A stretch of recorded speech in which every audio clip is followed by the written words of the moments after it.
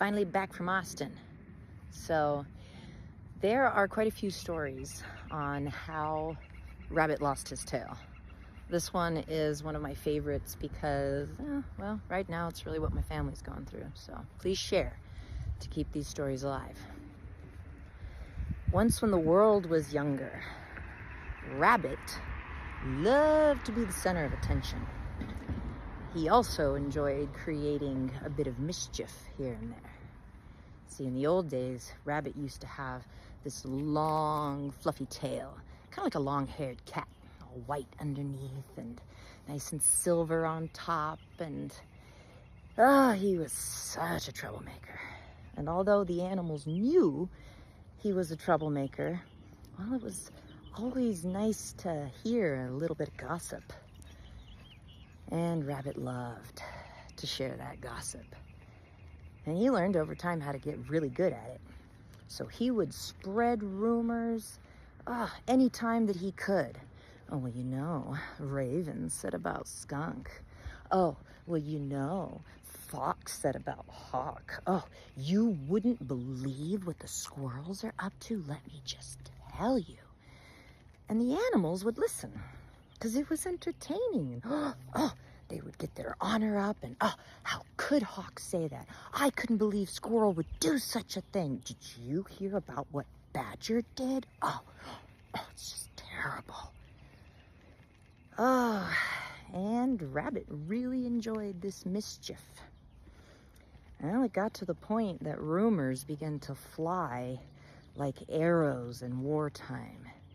And it began to create great conflict amongst the animals. Because, see, some of them didn't really have the courage to go to who they thought the accuser was and say, hey, did you say this about me? What are you doing talking behind my back? No, sometimes they would just hold it inside. Others that had a little bit more courage would indeed go. Only they wouldn't go with curiosity and questions and say, hey, I really don't want to believe this is true, that you said this or did this, but I heard that you did, so I'd like a few answers. No, they would go with anger. How dare you say such things? How dare you talk bad about me? You don't know what you're talking about. And many times the other animal would be like, I didn't say that. That wasn't me. I would never say it. I heard you. And then it would become a fight. It would become a huge conflict. Because no, you've got to be lying, right? Because I heard. And so many times, nobody would ask, where did you hear that from? No. They would just assume that for sure, Hawk was the one that said it. No, for sure, Badger was the one that said it. No, it absolutely was Raven. No questions asked. Oh, the dissent it caused was massive. The mischief it caused was massive. And Rabbit would laugh and laugh and laugh. And it's not like any of the animals would tell Rabbit, no, I don't want to hear that. I don't want that. No, take that away. No, they would listen. And they would get all fluffed up in their outrage, and sometimes they'd immediately go do something about it. Sometimes they'd sit on it for a while and then go pop. Well, one day, Rabbit went too far. Started spreading some rumors and some gossip about Bear. And we all know Bear doesn't play around. And he had said this nasty little rumor to Wolf, and Wolf, he sat on it for a while because nobody really wants to confront Bear. But then the other animals started coming to him. I can't believe what Bear said about you. That's just so terrible, Wolf. Like, you poor thing. And Wolf finally couldn't take it anymore. So he went to Bear and accused Bear. And Bear sits up and goes, you would believe something like this about me? How dare you? And you're not coming to me asking if I said this. You are telling me I said this. Oh, how dare you? And Wolf got scared. And he ran away whimpering. Oh, he angered Bear. This was not good to anger Bear. Oh, but Bear was angered. Oh, and he sat in his anger, and he growled, and he growled, and he growled, and finally, no, I'm going to do something about this. So he went and tracked Wolf down at his den, confronted Wolf. You said that I said this about you, and I am not okay with this. Who told you? Rabbit. Rabbit told me, but he said he was doing it so that I could protect myself, that he was worried about me, that you were saying such things about me, and he was just offering a kindness so that I could keep myself safe. Oh, Rabbit did. And Bear noticed all these rumors and all these fights amongst all the animals. So he began to going to the animals and saying, hey, Hawk, where did you hear this? What Skunk said about you? Well, Rabbit told me. Oh, Rabbit, okay, that's twice now. Okay. And then he'd go to Raven. Raven, so I heard that Badger was saying that you did some nasty things to him. How did you find out about this?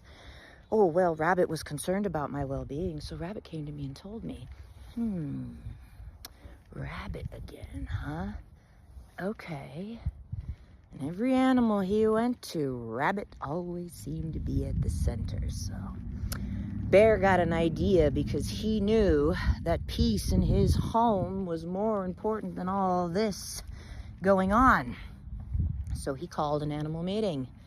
And when Bear called a meeting, you went.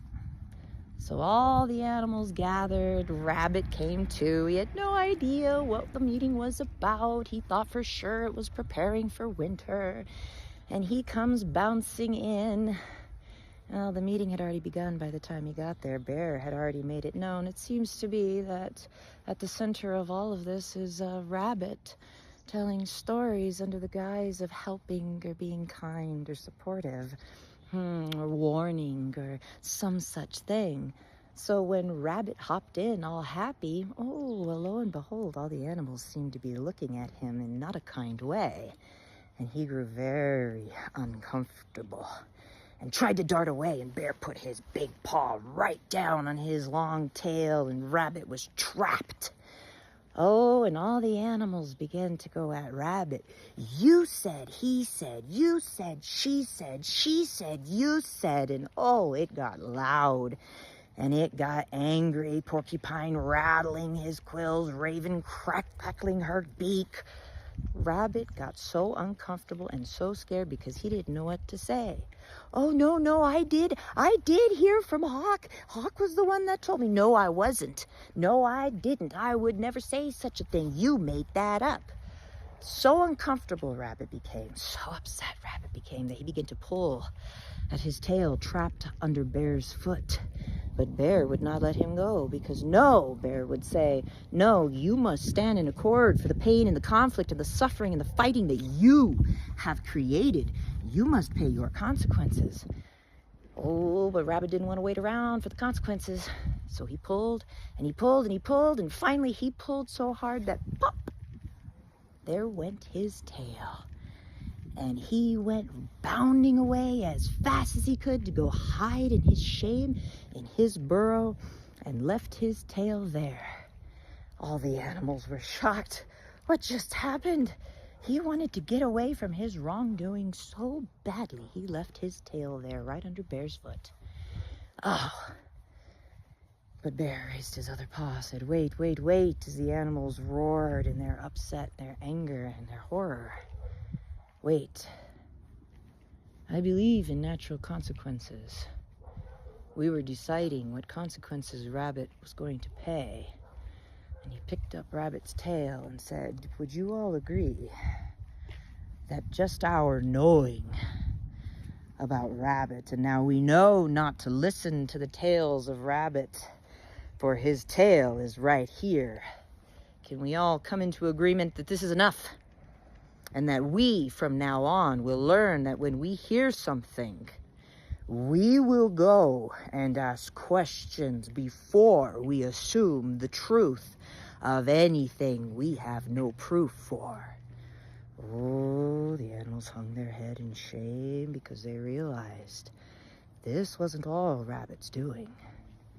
This was also how they chose to respond, how they went about it, and how each and every one of them had created conflict and fights on words alone with no proof.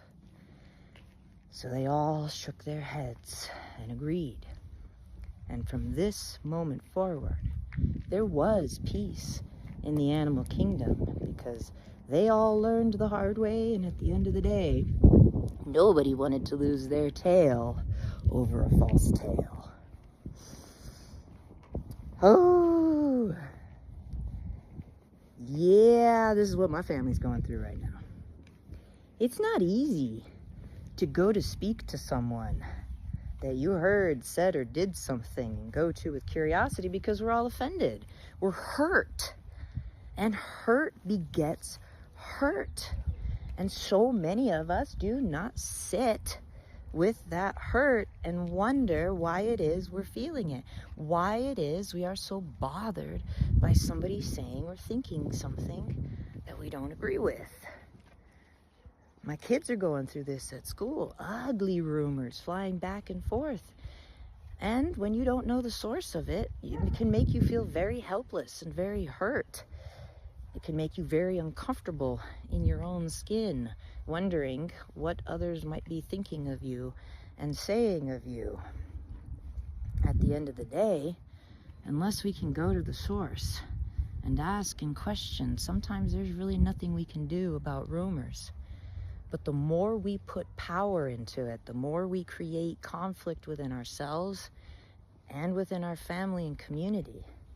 See, it can be solved when we, like Bear, can stand so firmly in knowing who we are, knowing what we said, knowing what we did, that you can say whatever the heck you want to say about me. I know my worth. I know who I am. I know my value, and I know the truth, and I am letting that be enough.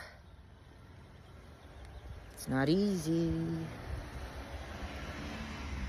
but it is a very sound and wise path forward. And the other part of it is, if there is rumor and gossip coming to you from someone else, you have the choice to stop it right there, even if it's really interesting and really juicy. And you sure as heck have the choice to not pass it on.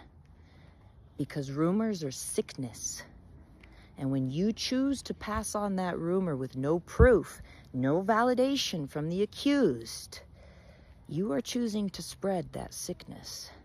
And more than just the person who the rumor or the gossip is about can be hurt in that. Their friends, their family, their children, their brothers, sisters, their spouses, their co-workers, many, many people can be hurt. And it does come down to, if you are the link in the chain that causes that chain to end, then you have power there and you have strength. So I would encourage you, when you find yourself in this situation, to make that choice and let it end with you. Much love, relatives. Don't lose your tail to a bad tale. Have a beautiful day.